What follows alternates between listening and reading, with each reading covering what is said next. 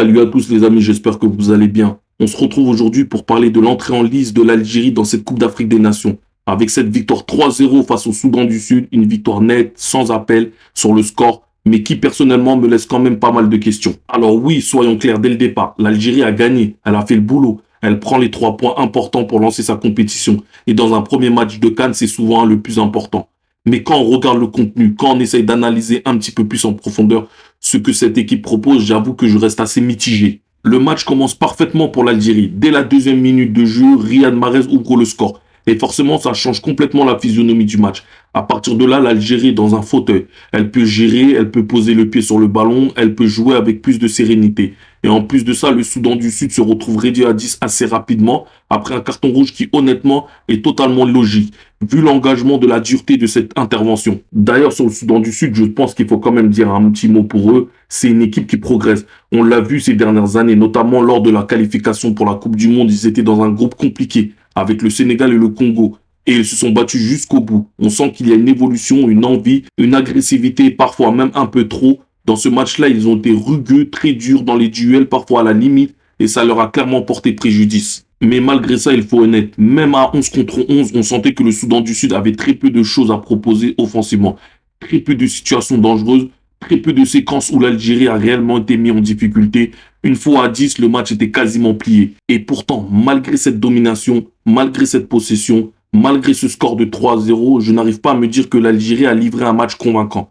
Pas mauvais, attention, mais pas convaincant non plus. Ce que j'ai vu, c'est une Algérie qui s'appuie encore et toujours sur ses individualités. Des éclairs, des inspirations, des différences faites par des joueurs de talent. Mahrez, évidemment, Benasser par moment, Amoura dans ses courses, dans son énergie, mais collectivement dans le jeu, dans les mouvements, dans les automatismes. Parce que pour moi, le vrai problème de cette Algérie aujourd'hui, il est là, c'est Petkovic. Je ne dis pas que c'est un mauvais entraîneur, mais pour le football moderne, pour le niveau d'exigence d'une Coupe d'Afrique des Nations aujourd'hui, j'ai clairement l'impression qu'il est dépassé. Je ne vois pas de philosophie de jeu claire, je ne vois pas d'identité forte, je ne vois pas une équipe qui sait exactement ce qu'elle veut faire avec le ballon. Et surtout, ce qui me dérange, c'est que je ne vois aucune vraie différence avec l'Algérie de Djamel Belmadi sur la fin de son cycle. On nous a vendu un projet avec une nouvelle ère, un nouveau cycle, mais sur le terrain, honnêtement, qu'est-ce qui a changé vraiment? Les mêmes cadres sont toujours là, la même approche pragmatique, un bloc plutôt compact, une priorité donnée à l'équilibre défensif et devant on espère que le talent individuel fera la différence. Belmadi, avec cette méthode-là, lui a gagné une Coupe d'Afrique. Mais on a aussi vu les limites de ce modèle-là lors de ces 2 dernières éditions où l'Algérie a clairement déçu. Et aujourd'hui, j'ai l'impression qu'on est reparti sur la même chose sans évolution. Et ce qui pose encore plus problème, c'est la gestion de l'effectif.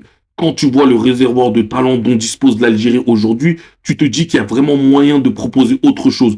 Des jeunes joueurs explosifs, techniques, qui brillent en club mais qui se retrouvent sur le banc. Quand tu as des profils comme Ibrahim Mazza qui est en train de tout exploser avec Leverkusen, qui a choisi de représenter l'Algérie plutôt que l'Allemagne, et que tu ne l'utilises pas, voire très peu, et aujourd'hui on l'a vu qu'il pouvait apporter quelque chose, qui pouvait stabiliser ce milieu de terrain et apporter sa qualité technique, il rentre, il marque tout de suite. Un joueur comme Hadj Moussa, capable d'apporter de la percussion, de la créativité, de la verticalité, et que tu laisses de côté, forcément, ça interroge. Et puis, il y a le cas Amoura. Amoura, pour moi, c'est l'un des joueurs les plus intéressants de cette sélection. Son volume de jeu, son pressing, ses appels, son énergie, sa capacité à attaquer la profondeur. C'est un poison pour les défenses.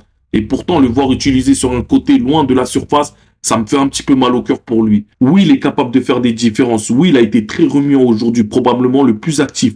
Mais on sent qu'il pourrait être encore plus dangereux s'il était mieux utilisé, plus proche du but. Mis bout à bout, ça donne une Algérie difficile à jauger. Aujourd'hui, si on me demande jusqu'où pourrait aller l'Algérie dans cette cadre, franchement, je ne sais pas. Sur le papier, il y a de quoi viser très haut. Il y a du talent, de l'expérience, une certaine solidité. Mais sur le terrain, dans le jeu, je vois trop de limites pour être totalement confiant. Alors bien sûr, il faut relativiser. C'est le premier match. Dans une cadre, le premier match est souvent piégeux, souvent fermé. L'essentiel, c'est de gagner, de lancer sa compétition, de prendre confiance et on l'a vu avec d'autres grandes nations africaines. Le Maroc, par exemple, n'avait pas été flamboyant sur son premier match et pourtant on sait comment ça s'est terminé. Il est tout à fait possible que l'Algérie monte en puissance au fil des matchs, que les automatismes se créent, que le jeu s'améliore et honnêtement, je l'espère. Parce que cette équipe a vraiment le potentiel pour faire quelque chose de bien. Mais attention quand même à ne pas trop attendre. Le prochain match face au Burkina Faso sera un vrai test.